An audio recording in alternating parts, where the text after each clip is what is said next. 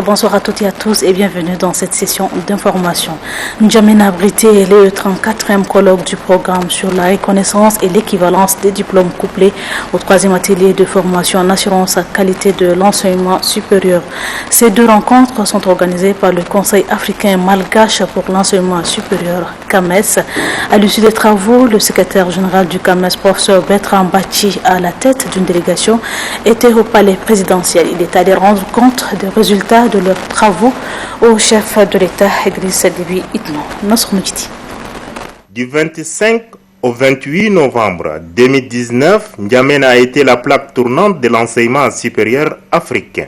Elle a abrité respectivement le 34e colloque du programme sur la reconnaissance et l'équivalence des diplômes, couplé au 13e atelier de formation en assurance qualité de l'enseignement supérieur. Ce 29 novembre, professeur Bertrand Bachi, secrétaire général du CAMES, à la tête d'une délégation des sommités de l'enseignement supérieur africain, est venu rendre compte au chef de l'État Idriss Déby Itno des résultats de leurs travaux en terre tchadienne. 185 dossiers de 41 établissements d'enseignement supérieur et de recherche de 8 pays membres du CAMES, dont le Tchad, sont examinés. Il a été question d'abord de témoigner à son Excellence, Monsieur le Président de la République, notre gratitude pour tout ce qu'il fait pour le CAMES, pour son engagement. Un engagement qui s'est encore renouvelé par la tenue de ce programme de reconnaissance et équivalence de diplôme et l'atelier de formation en assurance qualité. Un programme qui a vu l'adhésion des Tchadiens qui étaient sur place. Un programme qui a vu aussi la reconnaissance de 5 diplômes tchadiens sur les 5 qu'il avait, que les établissements privés du Tchad ont eu à présenter. Et dans l'ensemble, le taux de réussite était de 91% sur un taux total de 188 dossiers soumis pour la reconnaissance et l'équivalence de diplôme.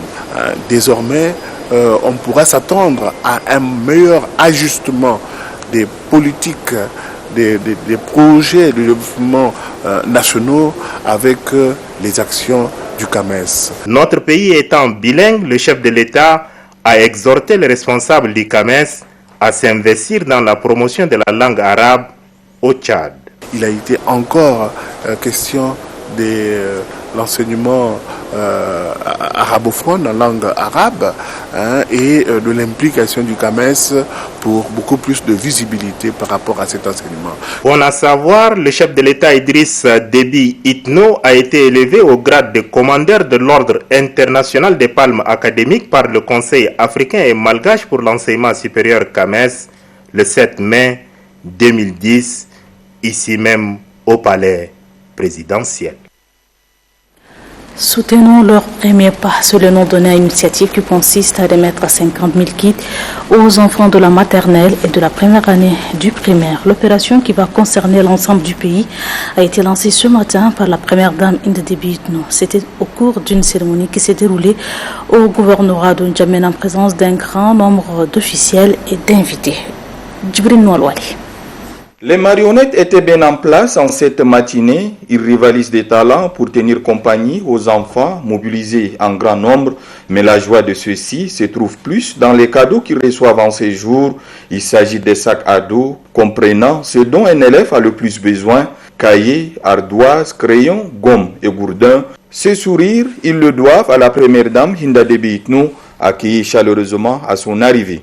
L'objectif que s'est fixé la présidente de la Fondation Grand Cœur est ambitieux: toucher 50 000 enfants de la maternelle et de la première année du primaire, une façon d'accompagner leur premier pas à l'école, une épreuve souvent difficile, comme le rappelle Mme Habiba Sahoulba, secrétaire générale de la Fondation Grand Cœur. À travers cette activité, la Fondation Grand Cœur veut offrir à chaque enfant qui fait ses premiers pas à l'école un moment magique et inoubliable en lui offrant un kit scolaire.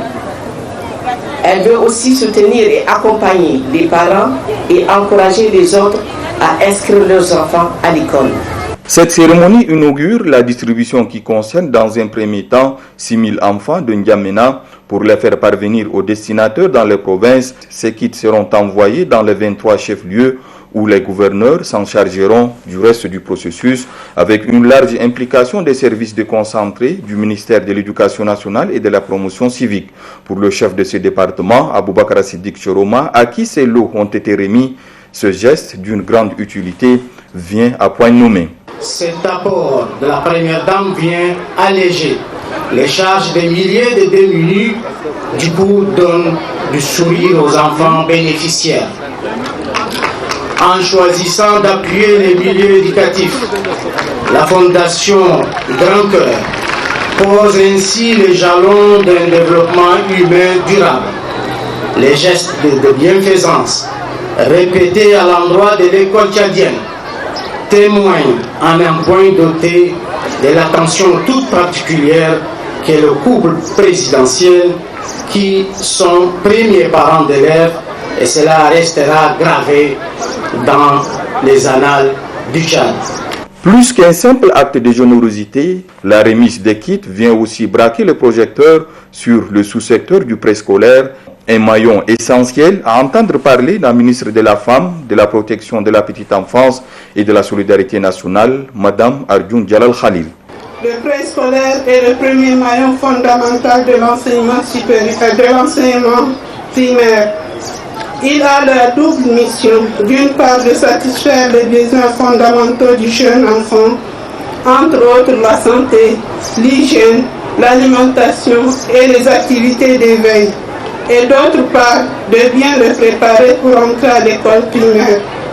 La structure préscolaire se lance le défi de préparation physique, pédagogique et psychologique. Le lancement de la présente opération, 2 mois après la remise des tables bancs, est aussi un motif de satisfaction pour le délégué général du gouvernement auprès de la commune de N'Djamena, Djiber Younous, qui voit en cette succession de bonnes œuvres la preuve du sens élevé d'humanisme qui anime la première dame. L'opération Soutenons leur premier pas, une activité phare du projet intitulée Soutenons notre école, a été rendue possible grâce à la contribution généreuse des partenaires distingués lors de la cérémonie. Des attestations leur ont été remises par la première dame Hinda Déby Itnou, qui appelle tous les acteurs et partenaires à l'appropriation du projet pour relever les nombreux défis qui se dressent à l'école tchadienne. À cette occasion, la première dame de Déby Itnou, tout en s'attardant sur les mobiles de l'initiative Soutenons leur premier pas, a insisté sur la nécessité de doubler les efforts pour relever les nombreux défis qui se dressent à l'école tchadienne. Elle invite à ce sujet tous les acteurs à jouer leur partition pour rendre belle cette symphonie éducative. Il n'y a rien de plus beau pour un parent quand son enfant est souriant et jovial. Mieux, il n'y a pas de sentiment de plénitude lorsque nos progénitures réussissent à l'école. Oui, l'accomplissement de soi passe en grande partie par le succès scolaire de l'enfant. La Fondation Grand Cœur voudrait, à travers l'acte que nous posons ce matin, apporter sa très modeste pierre à la construction du devenir de nos enfants, qui est notre attente collective. L'objectif visé par cet élan de cœur est d'inciter les parents à inscrire massivement leurs enfants à l'école. Soutenons leur premier pas à l'école. Ce programme doit être notre préoccupation commune, car il s'agit de poser le socle de notre future émergence. C'est pourquoi je voudrais inviter chacune et chacun de nous à s'approprier de ce projet vital pour l'éducation de nos enfants. Hinda Déby Itnou n'a pas aussi perdu de vue la problématique liée au préscolaire. Elle a mis un point d'honneur sur la nécessité de l'intégrer au centre de la réforme du système éducatif. Suivez. Nous sommes astreints à une obligation de résultat, qu'il s'agisse des pouvoirs publics, des enseignants ou des parents. Chacun de nous doit jouer pleinement sa partition pour rendre belle et harmonieuse la symphonie éducative. Point n'est besoin d'épiloguer sur la portée ou les enjeux de l'éducation, tant les évidences sont connues. Les actions à développer sur le terrain demeurent bien évidemment l'impératif à mettre au premier plan. C'est dans ce registre que la Fondation Grand Cœur, avec l'appui de ses partenaires, se joint à la dynamique gouvernementale de l'universalisation de l'éducation. Ce message d'espoir, je voudrais également l'adresser aux enseignants, ces hommes et ces femmes qui ont prêté le noble serment de dispenser le savoir-être et le savoir-faire aux enfants.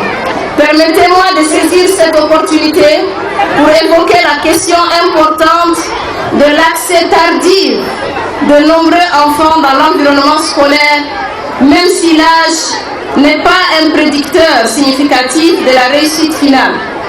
Nos textes actuels ne comblent pas nos attentes en la matière.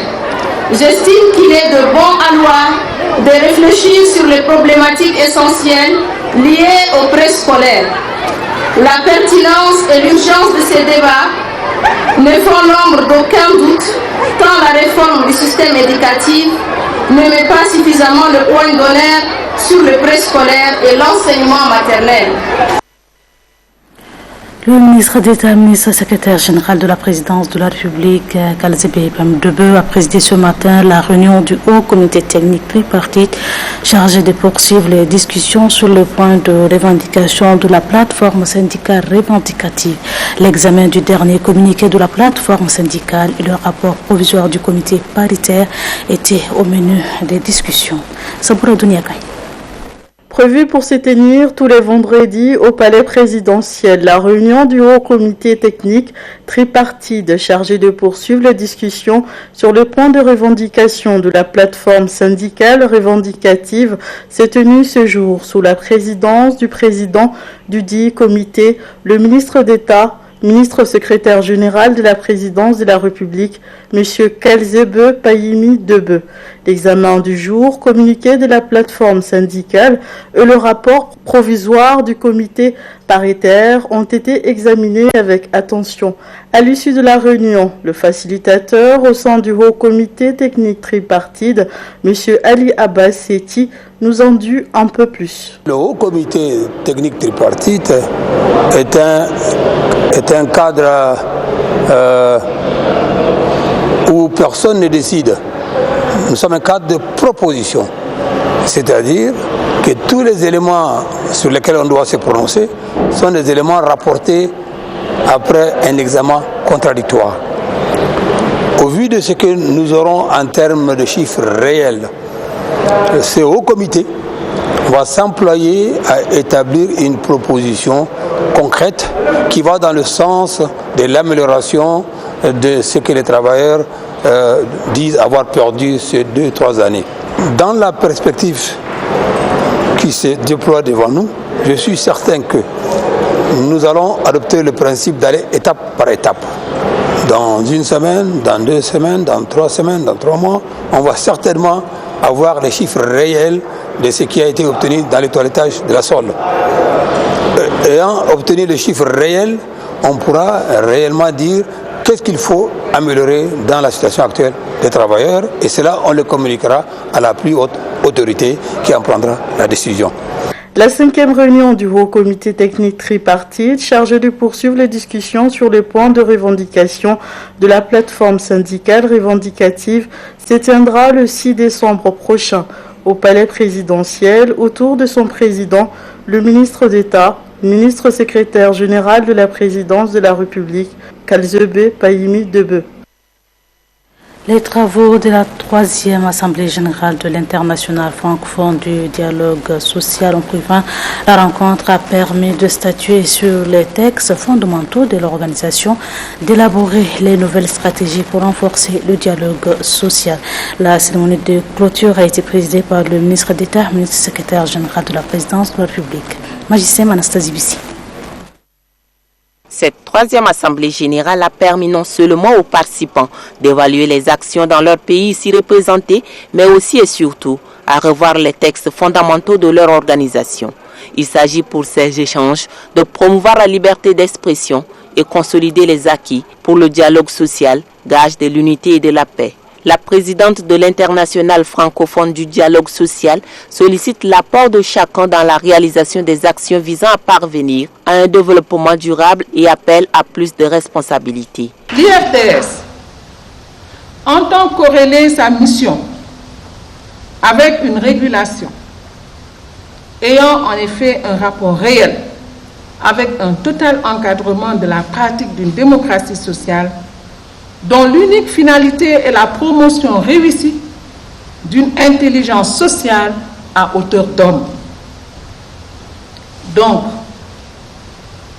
notre combat, le combat de ces braves hommes et braves femmes, membres de l'IFDS, c'est de vaincre la précarité systématique ou systémique, tourner le dos aux projets politiques sans substance économique et sociale. C'est cela nos principales lignes d'action de notre institution. Le président du Conseil national du dialogue social, Ali Abbas Cheissi, souligne que l'Afrique a des potentialités qu'elle doit valoriser pour son émergence. Il ajoute que les syndicats doivent influencer et appuyer les gouvernements pour favoriser une bonne gouvernance. De son côté, le ministre d'État, ministre secrétaire général de la présidente de la République, Kalzebe Paimi Debe, représentant le chef de l'État, exhorte les participants à appliquer les conclusions des travaux pour un dialogue social efficace.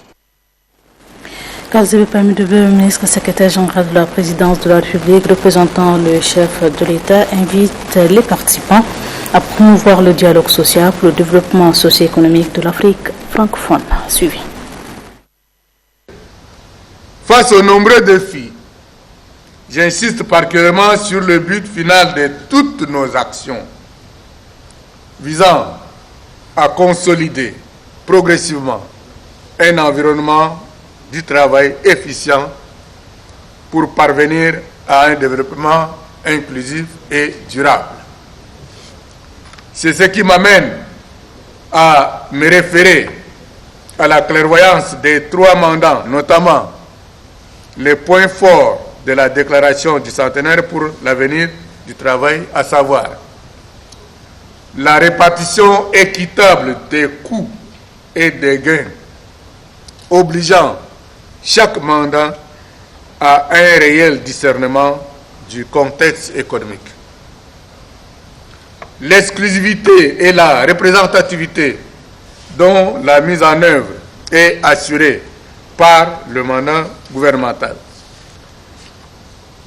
La facilitation des transitions, la protection sociale pour tous et l'impact sur les droits fondamentaux au travail qui constituent des défis importants pour lesquels les États ont une implication incontournable.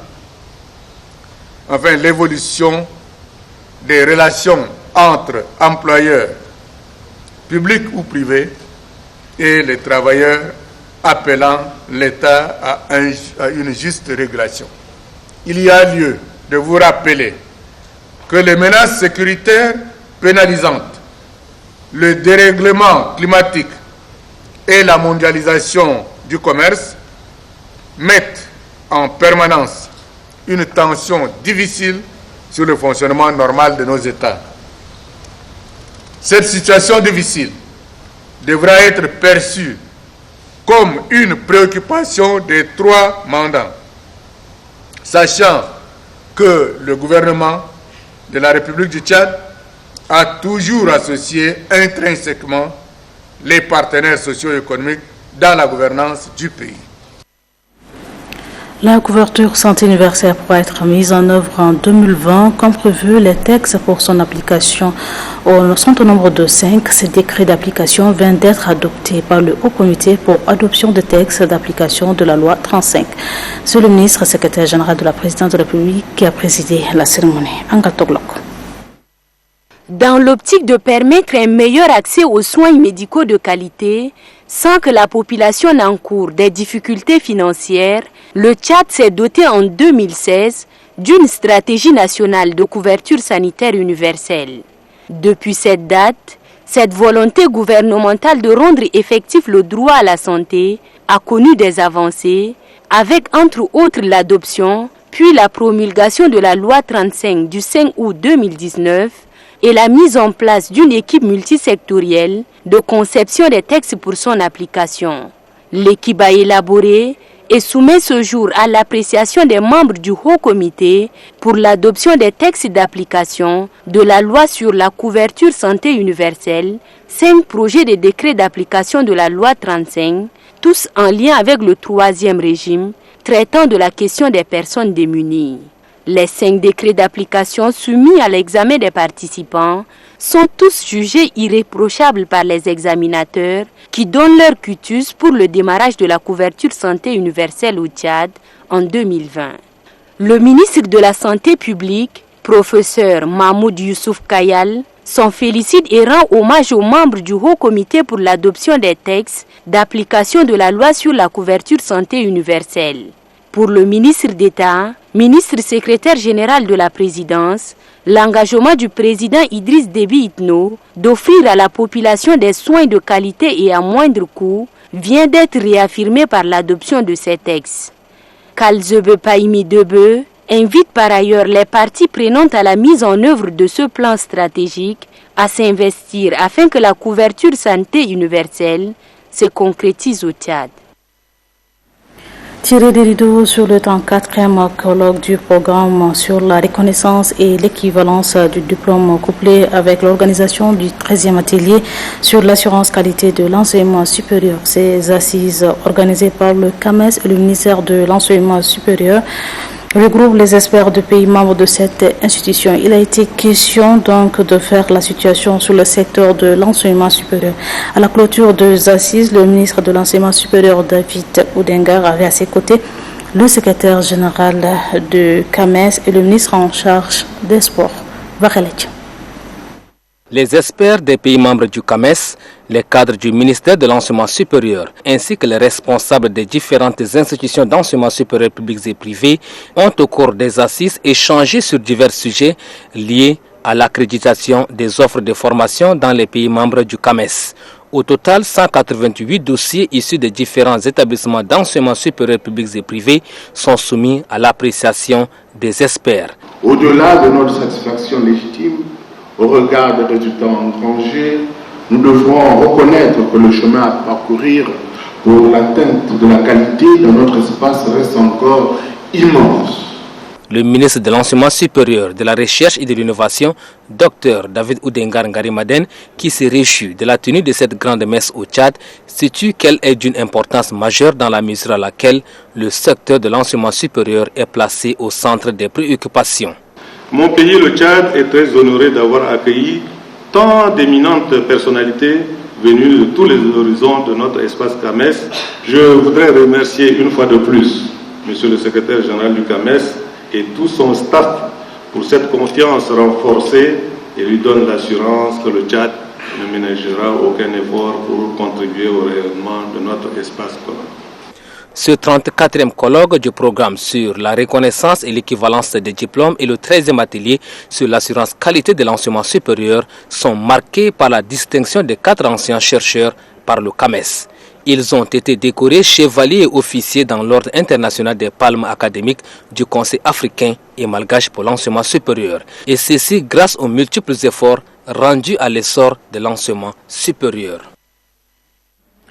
Le ministre de l'Environnement, de l'eau et de la pêche, Jamal Mohamed Ibrahim, a pris part à la session extraordinaire du Conseil des ministres de l'autorité du bassin du Niger, tenue le 26 novembre dernier à Abuja. Il s'agit d'une rencontre d'extrême importance relative à l'adoption de la charte de l'eau pour la gestion coordonnée de barrages structurants dans le bassin du Niger.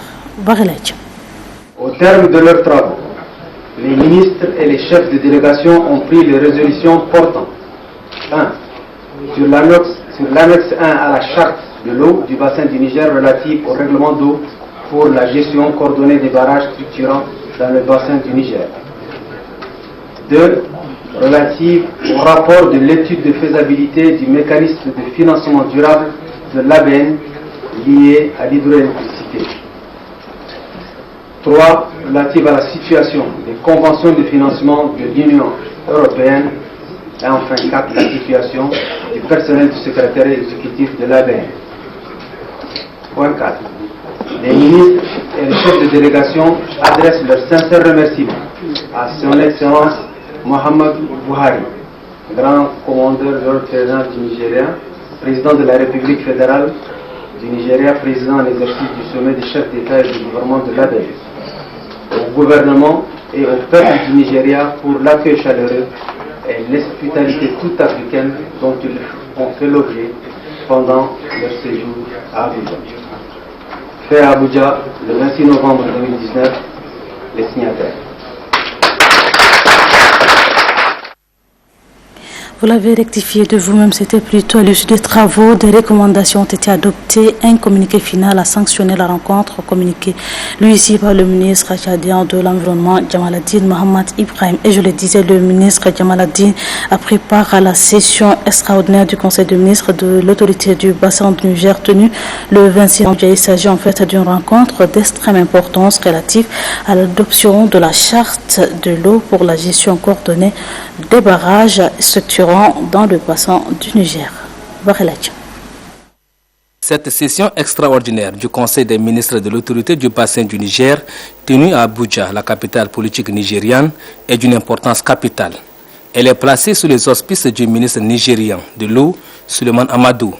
Au cours de ces assises, la charte de l'eau portant règlement d'eau pour la gestion coordonnée des barrages structurants du fleuve Niger et du mécanisme de financement durable de l'ABN relatif à l'hydroélectricité, l'un des engagements phares pris par l'autorité du bassin du Niger. Les ministres des pays membres étaient au complet, dont le Tchadien en charge du département de l'eau, de l'environnement et de la pêche, Mohamed Ibrahim Djamaladdine. Les axes stratégiques 1 et 2 de cette charte vise à générer des bénéfices tangibles pour les populations sur double plan, à savoir la création de richesses et la préservation des écosystèmes du bassin en tant que capital naturel partagé. Avec l'adoption de cette charte, le Tchad, qui ne dispose pas d'un barrage électrique, pourra être lié au barrage de Lago depuis le Cameroun. Pour le secrétaire de l'autorité du bassin du Niger, l'adoption de la dite charte préoccupe son institution. Il y a de cela un mois que les rapports finaux provisoires de cette étude ont été examinés dans un atelier régional qui s'est tenu du 23 au 25 octobre 2019 à Niamey, au Niger. La présente session extraordinaire du Conseil des ministres, cofinancée par la Banque mondiale et le secrétariat exécutif de l'ABN, s'est organisée en vue de l'adoption des rapports finaux prenant en compte les amendements de l'atelier régional de Niamey. L'approbation de l'axe 2 de la charte de l'eau sur la gestion coordonnée des infrastructures hydrauliques et ses modalités de mise en œuvre feront l'objet d'un conseil des ministres de l'autorité du bassin du Niger le 31 décembre 2019. Dossier 1er décembre de la rédaction, Journée de la liberté et de la démocratie ce soir. Que peut-on retenir de l'implication des acteurs politiques et celle des organisations de la société civile dans la consolidation de la 4e République promulguée le 4 mai 2018? Élément de réponse avec Doba Robert.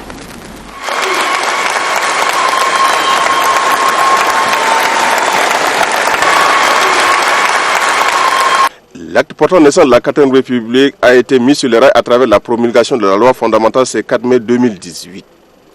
S'inspirant des valeurs démocratiques, la nouvelle loi fondamentale renforce l'efficacité de la gestion des institutions de la République et respecte les engagements internationaux consentis par l'État tchadien. L'affirmation de l'attachement à l'intégrité, à la transparence dans la gestion de la chose publique et à la bonne gouvernance sont autant de valeurs prescrites dans la nouvelle loi fondamentale consacrant la 4e République. Dès lors, que peut-on retenir de l'implication des acteurs politiques dans la mise en marche de cette nouvelle République? L'an 2000, la promulgation de la loi fondamentale, l'on assiste à la réforme des grandes institutions de la République. Question de réduire les charges de l'État et par ricochet rapprocher l'administration de la population. La 4e République participe à la promotion d'un État de droit, du vivre ensemble, de la tolérance politique et de la cohésion sociale. Pour les acteurs politiques, c'est une nouvelle ère qui prend en compte tous les besoins de la population dans les différents secteurs de la vie publique. La 4e République est bel et bien en marche. Il faudrait ouvrir plus grand les yeux et le cœur aussi. Parce qu'il faudrait lire cette constitution et la comparer à d'autres constitutions des pays voisins ou d'autres pays. concernant les vivre ensemble, la tolérance, concernant la bonne gouvernance, concernant la participation des femmes. Si on regarde certaines constitutions, il n'y a pas tout ça là-dedans. Pour le renforcement des valeurs démocratiques, l'apport des acteurs politiques et ceux de la société civile est vivement sollicité. Il faudrait que chacun apporte sa contribution pour que nous puissions asseoir notre pays sur de bonnes bases. Les Tchadiens doivent adopter les bons réflexes. Et nous ne devons pas regarder nos personnes. Il faut qu'on arrête avec les égoïsmes. Donc il faudrait qu'on regarde l'intérêt général et qu'on regarde le Tchad, qu'on regarde le futur du Tchad. Que nous puissions nous investir chacun pour le bien-être des Tchadiens pour faire progresser le Tchad. Et donc c'est ce que le gouvernement est en train de faire avec, sur le leadership du président de la République. Et nous voulons que les Tchadiens aussi, tous les Tchadiens puissent chacun à son niveau apporter sa contribution. En somme, la 4e République qui intègre les aspirations légitimes du peuple tchadien est en marche. Elle appelle à un sursaut patriotique pour un Tchad uni et prospère. Le RDP, Rassemblement pour la démocratie et le progrès, tient depuis ce matin au palais du 15 janvier la session extraordinaire du comité directeur. Au cours de 2 jours de travaux, un accent particulier sera mis sur les élections locales et législatives et la consolidation des acquis du parti.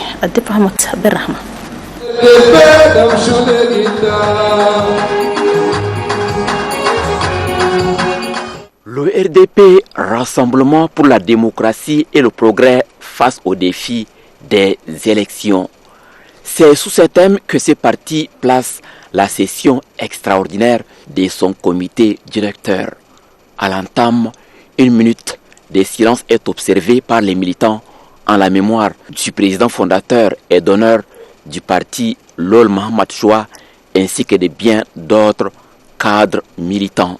Un hommage mérité est rendu par le président fédéral du RDP pour la ville d'Ndiamena, Adoum Ali Mahamad, au premier responsable du parti pour son leadership et aux militants pour leur mobilisation et engagement au parti. Les membres du comité directeur auront au cours de ces travaux à définir de nouvelles stratégies, à désigner des candidats pour les législatives et locales, à évaluer les actions entreprises et à fixer le cap pour les prochaines années.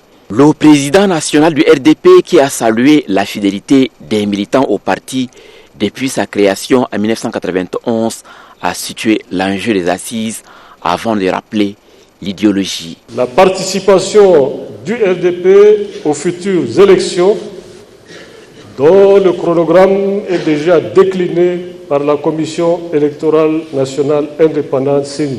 L'alliance avec le MPS et les acquis du RDP n'ont pas été perdus de vue. L'un des grands acquis politiques du parti est en effet son ancrage dans cette alliance de la majorité présidentielle qui signifie pour nous un engagement profond aux côtés du président de la République pour la réalisation de son vaste programme commun voté par le peuple en 2016. Mahamad Alaou Tahir devait exhorter tous les compatriotes à la gestion républicaine du pays, à l'unité nationale et à l'attachement aux valeurs démocratiques. C'est communiqué pour la suite du journal en application de l'article 2 du décret numéro 413 du 30 septembre 1997. Le ministre de la fonction publique, du travail et du dialogue social a l'honneur de porter à la connaissance de travailleuses et travailleurs du secteur public et privé que la journée du dimanche 1er décembre 2019, journée de la liberté et de la démocratie, est déclarée férié, chômé et payé sur l'ensemble du territoire national.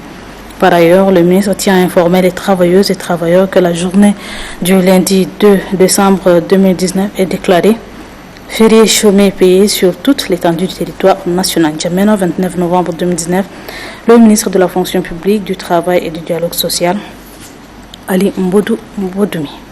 Et vous aurez à la fin de cette édition la lecture de quelques décret. Double audience ce matin au siège du Haut Conseil des collectivités autonomes et des chefferies traditionnelles. Le directeur du bureau suisse au Tchad et le deuxième conseiller de l'ambassadeur de France au Tchad sont allés réaffirmer le soutien de leurs institutions respectives au Haut Conseil et aussi s'enquérir de la mission dévolue à cette instance. Abdul Keoulou. Le premier à franchir la porte du Haut Conseil des collectivités autonomes et des chefferies traditionnelles ce vendredi est le directeur du bureau de coopération suisse au Tchad. Romain Darbeli et sa délégation sont en visite de travail. Une descente qui permet de mettre sur pied une stratégie de coopération entre les deux institutions au plus grand bonheur de la population tchadienne. C'est important pour moi d'établir très vite une relation avec cette nouvelle institution de la 4e République et d'étudier ensemble comment éventuellement collaborer dans l'avenir et appuyer l'institution de la République du Tchad. L'autre hôte du jour de l'institution que dirige Tamita Djidingar est le deuxième conseiller de l'ambassadeur de France au Tchad. Guillaume Delenda est venu réaffirmer le soutien de sa représentation diplomatique au Haut Conseil des collectivités autonomes et des chefferies traditionnelles. Venir rencontrer cette institution qui est une des principales institutions de la 4e République, de comprendre mieux son rôle, les missions qu'elle est amenée à faire et disons les perspectives qu'elle trace pour son avenir dans les prochaines années, afin d'évaluer déjà ce rôle-là et éventuellement le soutien qu'on pourrait en tant qu'ambassade de France apporter et les partenariats qu'on pourrait tisser pour nos bénéfices de nos deux pays.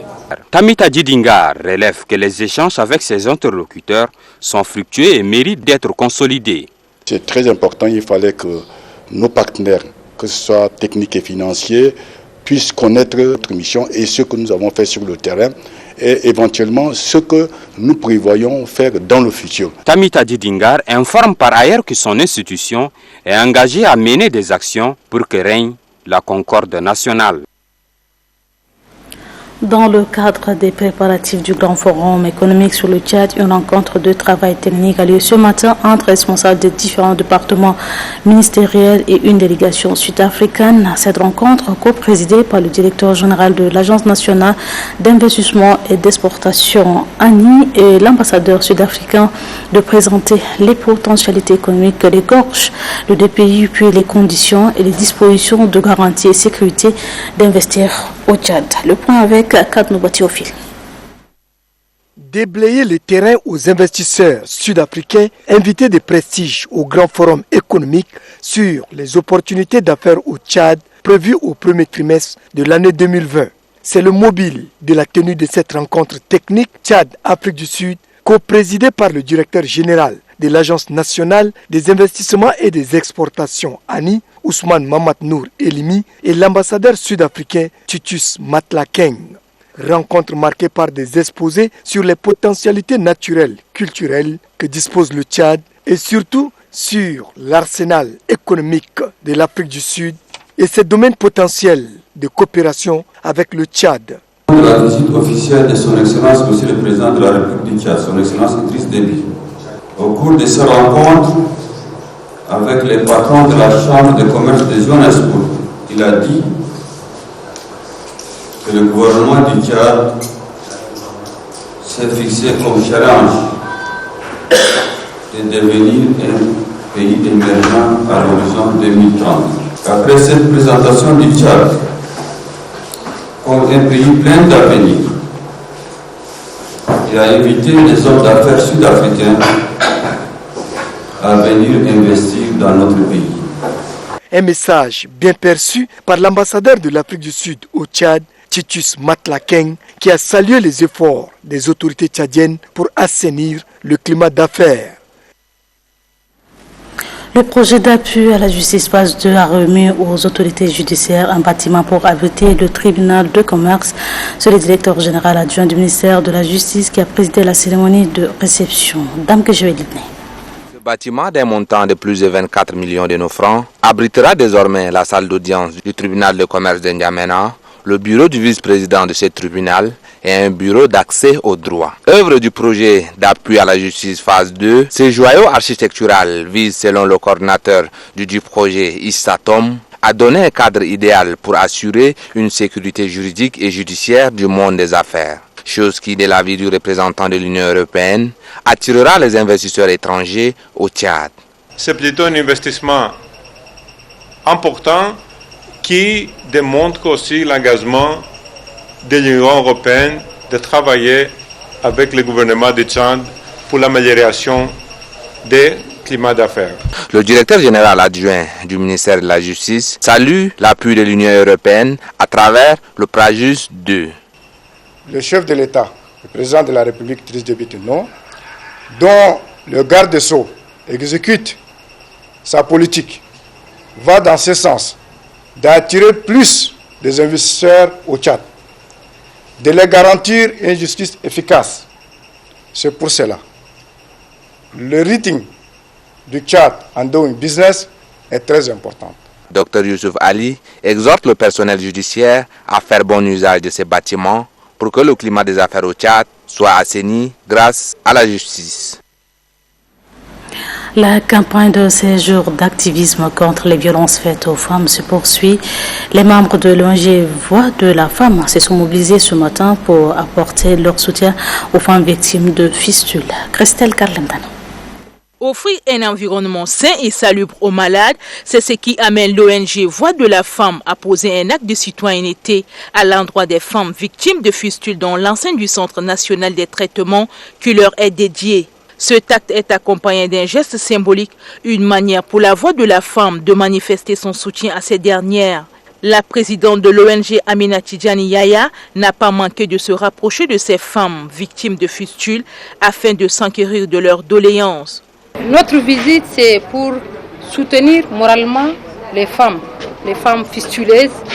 Et aussi, notre déplacement, ce n'est pas juste pour venir dans le cadre des activités de 16 jours et visiter les femmes malades et repartir. Mais nous avons aussi un projet de long terme. La responsable des traitements post-opératoires loue cette initiative. Les malades qui sont hospitalisés, si une personne pense à venir quand même les visiter, c'est une bonne chose. Parce que les fistuleux, c'est des malades abandonnés à elles-mêmes d'abord. Et c'est des malades démunis. Donc si la voix de la femme vient de commencer, mais si c'est très tôt qu'ils pensent aux fistuleuses, aux femmes victimes de fistules, c'est une très bonne chose. L'ONG Voix de la Femme entend poursuivre ses actions dans d'autres centres hospitaliers, et ce, afin de jouer pleinement et efficacement sa partition au développement du pays. La vaccination contre la peste des petits ruminants et la péripneumonie contagieuse bovine est lancée à Mongo dans la province du Guéra. C'est le gouverneur de la dite province qui a procédé au lancement. Thomas Manjali. Ces deux vaccins administrés au bétail a pour objectif de lutter contre la peste des petits ruminants et la péripneumonie contagieuse bovine. En clair, il vise à assurer une bonne santé animale. L'élevage étant l'une des mamelles de l'économie nationale, la première autorité administrative de la province du Guéra, Paul Mbaïnodoum Gatelbaï, exhorte les éleveurs à faire vacciner leur bétail. Dans le cadre de sa politique en matière de développement de l'élevage et de production animale, son Excellence Idriss Déby Itno, président de la République, chef de l'État, chef du gouvernement, met tout en œuvre pour assurer la santé des gros et petits bétails de notre pays en prenant des engagements fermes pour le contrôle de la péripneumonie contagieuse bovine et l'éradication de la peste des petits ruminants dans notre pays. Pour la réussite de cette campagne, le gouverneur du Guéra invite les différents chefs déconcentrés à intensifier la sensibilisation à l'endroit des éleveurs et des populations pour faire vacciner leur bétail. Dans la province du Mayo-Kibouès, le gouverneur Adam Forté Amadou qui a lancé la campagne de vaccination contre la péripneumonie contagieuse bovine. Nelbenesso Kalandi. La province du Mayo-Kébé-Ouest vient d'administrer une dose de vaccin qui sauve le bétail de la péripneumonie contagieuse bovine et la peste des petits ruminants, deux maladies qui peuvent décimer tout un cheptel. À cet égard, le gouvernement a rendu obligatoire la vaccination contre ces pathologies pour garantir la santé de notre cheptel. Le délégué provincial de l'élevage et de la production animale du Mayo-Kébé-Ouest, Dr Laurent Haïdi Dadas, estime que la réussite de la campagne dépend de l'implication de la Fédération des éleveurs, de l'Union des éleveurs et agro-éleveurs. Pour arriver aux résultats escomptés, l'accent doit être mis sur la sensibilisation des éleveurs pour une vaccination en masse du bétail. Pour le gouverneur de la province du Moyo-Kébi-Ouest, Adoum Forté Amadou, le développement du monde rural est au cœur de la politique du gouvernement. Le Tchad, notre pays, dans sa nouvelle politique en matière de développement, réaffirme le secteur rural comme moteur de la croissance économique, de lutte contre l'insécurité alimentaire, nutritionnelle et la pauvreté. Dans ce cadre, l'apport toujours croissant du sous-secteur de l'élevage dans l'économie nationale et l'amélioration des conditions de vie de la population. Malgré ce potentiel, l'élevage est confronté à plusieurs contraintes, a-t-il regretté. La campagne de vaccination contre la péripneumonie contagieuse bovine et la peste de petit ruminant a été également lancée à ça dans le mois chargé par le gouverneur Abad Saïr Photo. Lorangé et Valérie Djimi. Il s'agit pour le gouvernement du Tchad et son partenaire financier, la Banque mondiale, de chercher à éradiquer ces maladies très enzootiques qui constituent un sérieux handicap au développement de l'élevage au Tchad. Après le mot de bienvenue du président des éleveurs du Barco, Abdoulaye Dina, et le message du délégué de l'élevage du Moyen Chari, Dr Golbe Maji, demandant aux éleveurs de la province de vacciner leurs troupeaux, le gouverneur Abadi Saïr Fadoul indique que l'éradication de ces deux maladies répond aux besoins de la réduction de la pauvreté non seulement dans notre pays, mais aussi dans la sous-région d'Afrique centrale. Souci majeur de haute autorité du pays, particulièrement le président de la République Idriss Déby Itno. Il a invité tous les éleveurs à faire vacciner leurs troupeaux pour que cette campagne de vaccination soit une réussite. Le gouverneur a prodigué des conseils aux éleveurs sur le bon vivre ensemble entre éleveurs agriculteurs quand on sait que ceux-ci sont appelés à vivre ensemble. Après le lancement, Abadi Saïr Fadoul a personnellement vacciné quelques bœufs du férique de Ndila en présence de la délégation qui l'a accompagné et des éleveurs. À l'occasion de la journée de prière célébrée le 28 novembre, Dynamique Citoyenne No Limites et le Centre Abraham ont animé une conférence de débat sur le thème l'État, laïcité et cohabitation pacifique entre les religions. Au Tchad, les religions cohabitent et exercent librement leur mouvement, comme souligne la Constitution. Cette cohabitation donne l'occasion à l'État d'organiser la journée de prière pour la paix tous les 28 novembre de l'année, qui est célébrée par des musulmans et des chrétiens sur toute l'étendue du territoire. C'est pourquoi Dynamique Citoyenne No Limites et le Centre Abraham ont organisé une conférence débat sur les thèmes l'État, la cohabitation pacifique entre les religions. Ce thème est bien élucidé par le panéliste dans ses aspects historiques, culturels et relationnels entre les hommes. Pour les conférenciers, les jeunes doivent prendre conscience de leur devenir et cultiver l'amour de paix et de la cohabitation pacifique dans leurs milieux respectifs pour épouser cette idéologie de l'État qui unit le peuple et la religion. C'est tout un débat face à cette problématique qui n'a pas exclu le caractère laïque de l'État. Mais néanmoins, tous les participants, au-delà de leur appartenance ethnique et religieuse, s'accordent que la paix n'a pas de prix. Il faut la maintenir pour une bonne cohabitation entre les citoyens. Le président du comité d'organisation du cinquantenaire de l'église adventiste du 7e jour à la Redikone a, au cours d'un point de presse, annoncé le lancement des activités de cette célébration qui se dérouleront du 3 au 8 décembre prochain. Un extrait de ses propos. Ce point de presse consiste en effet à informer l'opinion nationale et internationale de la tenue du 50e anniversaire de l'église adventiste du 7e jour au Tchad, sous le thème « Jusqu'ici, l'Éternel nous a secourus ». Cet événement inédit aura lieu du 3 au 8 décembre 2019 à N'Djamena, sous les auspices de son président de la division de l'Afrique de l'Ouest et du Centre, le pasteur Dr Eli Wek.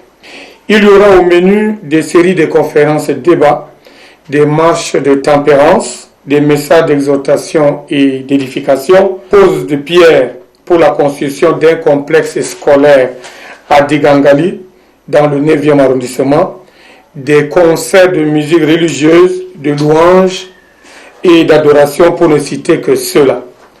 Arrivée au Tchad en 1967, l'église adventiste du 7e jour a plus de 15 000 fidèles et sympathisants qui adorent Dieu tous les samedis dans 121 congrégations regroupées en 12 districts répartis sur l'étendue du territoire national. Pendant plus de 50 ans de son existence, cette dénomination a contribué à la cohabitation pacifique et à la progression de l'Évangile. Les célébrations marquant la commémoration de la naissance du prophète Mohammed, paix et salut soit sur lui, s'intensifient dans les différentes communes de la capitale. La mouture avec Idriss Oumaïdriss. La commémoration de la naissance du prophète de l'islam, Mohammed, paix et salut soit sur lui à Abgar, marque la 7e édition de la célébration du Maulid dans ce village, situé à 10 km de la ville de Durbali, dans la province du Chari-Bagirmi. Autorités religieuses, traditionnelles et les habitants de ce village tous réunis pour faire des louanges, lire le Coran et faire des éloges du messager de l'islam pour se rappeler de son passage sur terre.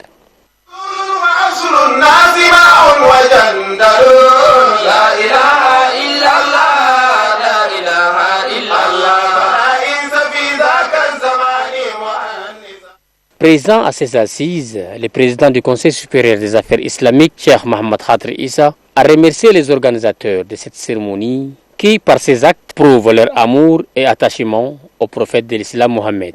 Il invite les fidèles musulmans d'emboîter les pas des organisateurs de cette cérémonie, marquant la commémoration de naissance du prophète Mohammed, qui est lumière et intercesseur, selon ses propos. Toujours dans la province du Chari-Bagirmi, précisément au village Maïni, les fidèles musulmans ont célébré Maulid avec enthousiasme.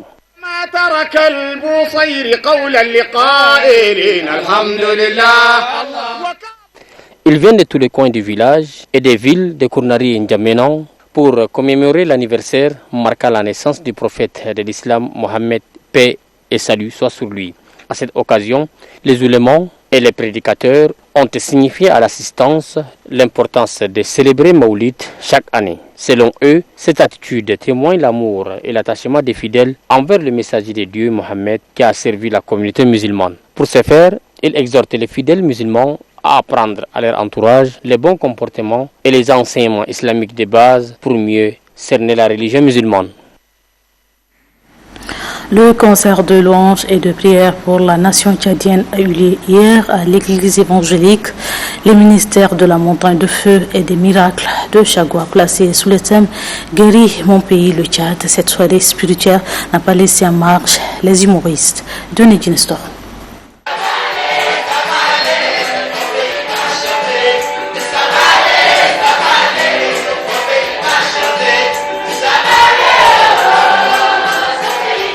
C'est par l'exécution de ce chant, composé pour la circonstance, que les choristes de l'église évangélique, le ministère de la montagne de feu et des miracles du Tchad, ont éveillé les fidèles présents à ce concert de louanges et de prières pour la nation tchadienne, ayant pour thème « Guérir mon pays, le Tchad ». Ces retrouvailles des serviteurs de Dieu est marquée aussi par des sketchs présentés pour illustrer les bienfaits de Dieu le Tout-Puissant pour la nation tchadienne.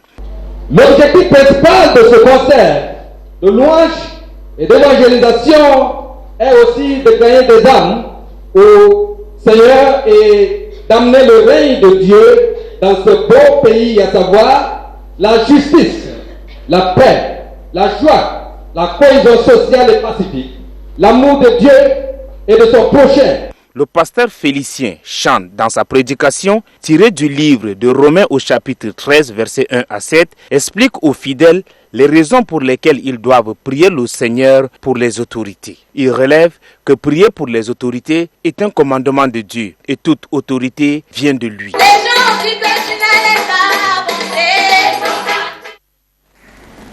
Et comme annoncé, la lecture de ces décret numéro 2018 apportant nomination à des postes de responsabilité au cabinet du secrétaire général adjoint du gouvernement. Le président de la République, chef de l'État, chef du gouvernement, président du Conseil de ministres, sur proposition du ministre secrétaire général du gouvernement chargé de relations avec l'Assemblée nationale, décret d'article 1er, les fonctionnaires dont le nom suit sont nommés au poste de responsabilité ci-après au cabinet du secrétaire général adjoint du gouvernement. Conseiller M. Nadjilem Abe, nouveau poste, M. Diasnambay Blagé, nouveau poste. Article 2. Le ministre secrétaire général du gouvernement chargé des relations avec l'Assemblée nationale et le ministre des Finances sont chargés chacun en ce qui les concerne de l'application du présent décret qui prend effet pour compter de la date de sa signature, sera enregistré et publié au journal officiel de la République. N'Djamena, 29 novembre 2019, Idriss Déby Itno.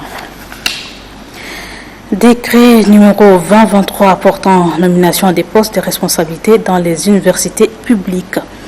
Le président de la République, chef de l'État, chef du gouvernement, président du Conseil des ministres, sur proposition du ministre de l'Enseignement supérieur, de la Recherche et de l'Innovation, décrète article 1er, les enseignants-chercheurs et les chercheurs dont le nom suivent sont nommés au poste de responsabilité ci-après dans les universités publiques.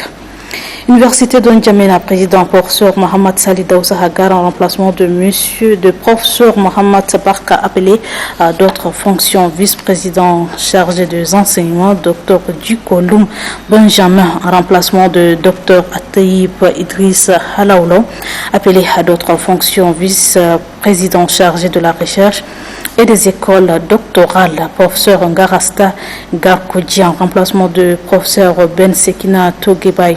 Secrétaire général, Dr Florent Majinde, maintenu. Directrice des affaires académiques, Dr Bintou Abdelrahman en remplacement de Dr Abdelhadi Abdelkerim, appelé à d'autres fonctions. Directeur de la recherche et de la coopération, Dr Ahmad Mahamad Zen, maintenu. Directeur de la scolarité et des examens, Dr Amir Mungash, maintenu. Directeur de la bibliothèque universitaire, Djibrine Saline, maintenu. Directrice des affaires administratives et des ressources humaines, Dr Soraya Tidjani Kondol, en remplacement de Baradine Zakaria Morsal, appelé à d'autres fonctions. Directrice du système d'information et de la communication, Madame Haouye Mohamed, nouveau poste. Université Adam Barka Dabeshi, président. Professeur Mohamed Seyd Ali en remplacement de Dr Ousmane Mohamed Adam, appelé à d'autres fonctions. Vice-président chargé des enseignements, Dr Ataïb Idriss Halaoulo en remplacement de Dr Siniki Dezoumbé, appelé à d'autres fonctions. Secrétaire général, Dr Mbagé Diondo en remplacement de Dr Haroun Heloua, appelé à d'autres fonctions. Directrice des affaires académiques, Madame Kaukap Alamine, nouveau poste. Directeur de la scolarité et des examens, Tidjani Assouni, nouveau poste. Directrice de la bibliothèque universitaire, Madame Awatif Djazouli, nouveau poste. Excusez. Directeur du système d'information et de la communication, Omar Hassan Nasruddin, nouveau poste. Université de Mondou, président, professeur Doumnang Jean-Claude en remplacement de Lucas Andossa, appelé à d'autres fonctions. Vice-président chargé des enseignements, Dr Mohamed Boukhari Hassan en remplacement de professeur Mohamed Seyd Ali, appelé à d'autres fonctions. Secrétaire général, Madame Aïssa Gadi Sintal en remplacement de Dr Djumoko Sabine, appelé à d'autres fonctions. Directeur de la scolarité et des examens, Dr Senoussi Seyd Abakar, nouveau poste. Directeur des affaires académiques, Dr Mbaye Ougadobe Séverin, nouveau poste. Directeur du système d'information et de la communication, Nadjilede Dobel Marius, nouveau poste. Université d'Ati, président, professeur Djangrang Mana en remplacement du professeur Abakar Mohamed, appelé à d'autres fonctions. Vice-présidente chargée des enseignements, Dr Bagogo Kumbraïd en remplacement de Dr Atidjani Zakaria, appelé à d'autres fonctions. Secrétaire général, Dr Al-Haj Hamid Zogolo, maintenu. Université de Pala. Président Dr Passiring Kede en remplacement de Dr Keda Ganyang, appelé à d'autres fonctions. Vice-président chargé des enseignements Dr Ngaresem Goltop Mbaye en remplacement de Dr Mbaye Nassem Tebe Cyril, appelé à d'autres fonctions. Secrétaire général Dr Bonio Kiwinjing Narem en remplacement de Dr Abakar Ousmane Amba, appelé à d'autres fonctions. Université polytechnique de Mongo, président professeur Abakar Mohamed Taïr en remplacement de Dr Kodi Mohamed, appelé à d'autres fonctions. Vice-président chargé des enseignements Dr Beyanzoumbe Tikri, maintenu. Secrétaire général Abdoulaye Mustafa en remplacement de Issaka Hamid, appelé à d'autres fonctions. Directeur des affaires académiques Dr Ngarmundu Ngargoto, nouveau poste. Directeur de la scolarité et des examens Ali Maloum Bada, nouveau poste. Directeur du système d'information et de la communication Mohamed Abdelaziz Assoul, nouveau poste.